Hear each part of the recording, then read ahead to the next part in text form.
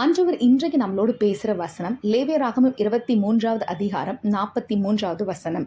7 நாள் கூடாரங்களில் குடியிருக்க கடவீர்கள். இஸ்ரவேலில் பிறந்தவர்கள் எல்லாரும் கூடாரங்களில் வாசம் பண்ண வேண்டும்.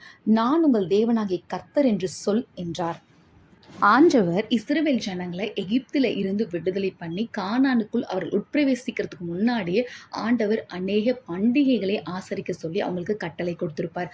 அதில் ஒரு பண்டிகை தான் கூடார பண்டிகை. இந்த கூடார பண்டிகையில இஸ்ரவேல் ஜனங்கள் 7 நாள் ஆசரிக்கணும். அந்த 7 நாட்களும் அவர்கள் கூடாரம் அமைத்து அதில் தான் அவங்க குடியிருக்கணும். இதை தலைமுறையும் ஃபாலோ பண்ணணும் அப்படின்னு ஆண்டவர் அவங்களுக்கு சொல்லியிருப்பாரு. இந்த கூடாரம் எதை குறிக்குது அப்படின்னு பார்த்தீங்கன்னா, இஸ்ரவேல் ஜனங்கள் எகிப்திலும் சரி வனாந்தரத்தின் வாழ்க்கையிலும் அவங்களுக்கு நிலையான ஒரு வீடு இல்லாமல் அலைந்து திரிந்தார்கள். கிடைக்கிற இடத்துலலாம் கூடாரத்தை போட்டு அமைச்சிருந்தாங்க. ஆனால் ஆண்டவர் அவர்களுக்கு கானான் என்ற நிலையான ஒரு தேசத்தை சுதந்திரத்தை கொடுத்தாரு.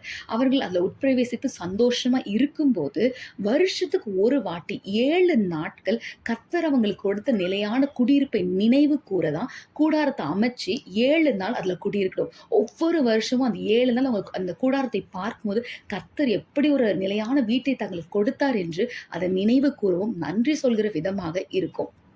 இதுவரையும் கர்த்தர் உங்க வாழ்க்கையில செய்த அற்புதத்துக்கும் விடுதலையும் நினைவு கூற நீங்க என்ன பண்டிகையை கொண்டாடுகிறீங்க? இதுவரையும் நீங்க அப்படி செய்யலைன்னா இனி கர்த்தர் உங்கள் வாழ்க்கையில செய்கிற பெரிய ரட்சிப்புகளுக்கும் விடுதலைகளுக்கும் நினைவு கூற ஒரு பண்டிகையை ஆசரிங்க. அந்த நாட்கள்ல கர்த்தர் உங்களை விடுவித்ததை நினைவு கூர்ந்து உங்களை ஆண்டவரை நோக்கி பாருங்க.